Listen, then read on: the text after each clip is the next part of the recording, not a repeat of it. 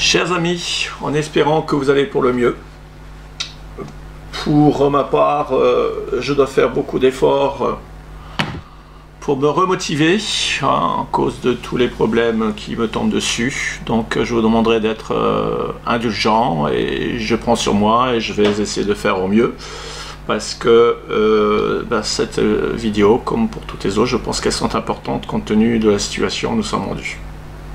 Alors malgré tout, j'ai le plaisir de revenir parmi vous pour la suite de notre sujet important des derniers préparatifs de la mise en place de la mondialisation en lien avec les prophéties bibliques pour notre temps.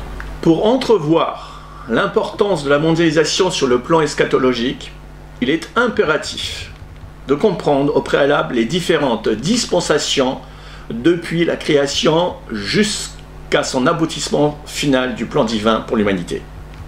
C'est ce à quoi je me suis évertué de vous expliquer en préambule dans mes vidéos 87 à 89, en reconstituant cette frise chronologique qui résume les différentes périodes des 7000 ans de l'histoire de l'humanité. Ces 7000 ans sont subdivisés en plusieurs périodes de l'histoire que les théologiens et chronologistes appellent les 7 dispensations et dont je me suis appliqué au mieux pour les résumer sous forme de frise chronologique de façon à permettre de mieux nous repérer en tant que dernière génération sur l'échelle du temps biblique et prophétique. En tant qu'eschatologue, j'ai également consacré environ 10 ans à la chronologie biblique détaillée qui m'ont amené à la même conclusion que toutes mes autres études en eschatologie, à savoir que nous sommes en principe en l'année 5993 d'Adam, ce qui nous place donc ici. Voilà.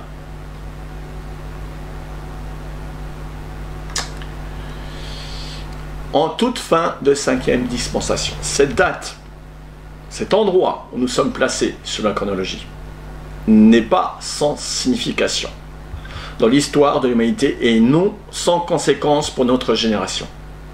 En effet, cela fait des années que je m'efforce d'avertir notre génération, car à en croire la chronologie biblique et les signes prophétiques de la fin des temps relatifs à cette fin de 5e dispensation, il ne fait pas de doute que nous sommes dans l'imminence du basculement des dispensations avec tout ce que cela implique pour l'humanité. Vous allez voir, je vais m'expliquer. Pour faciliter au maximum donc la compréhension eschatologique, c'est-à-dire la compréhension des prophéties de la fin des temps, j'ai zoomé cette période là. J'ai zoomé cette période concernant notre génération pour avoir à la fois un regard général et détaillé des événements chronologiques et des différentes phases successives qui doivent s'accomplir sur le plan prophétique. Je vous invite à suivre mes vidéos. Désolé d'insister là-dessus, mais comme il y a beaucoup de choses à dire sur cette période, cela nécessite beaucoup d'explications et donc plusieurs vidéos.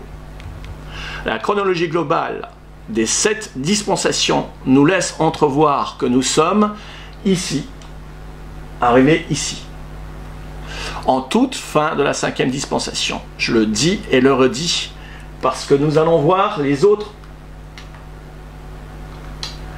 parce qu'il y a 7 dispensations. Nous sommes arrivés à la 5e, et vous allez voir que les 2 autres dispensations, dont une, celle-ci, dans laquelle nous allons rentrer, que le monde va rentrer, qu'on appelle la 6e dispensation, qui va durer seulement 7 ans.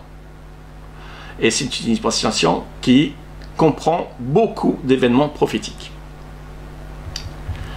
C'est pourquoi, à partir de ce point où nous sommes donc rendus, ici, eh bien, j'aimerais vous résumer les différentes phases qui vont s'accomplir exactement dans l'ordre chronologique des événements prophétiques. Tout d'abord, il reste 3 phases importantes en cette fin de 5e dispensation.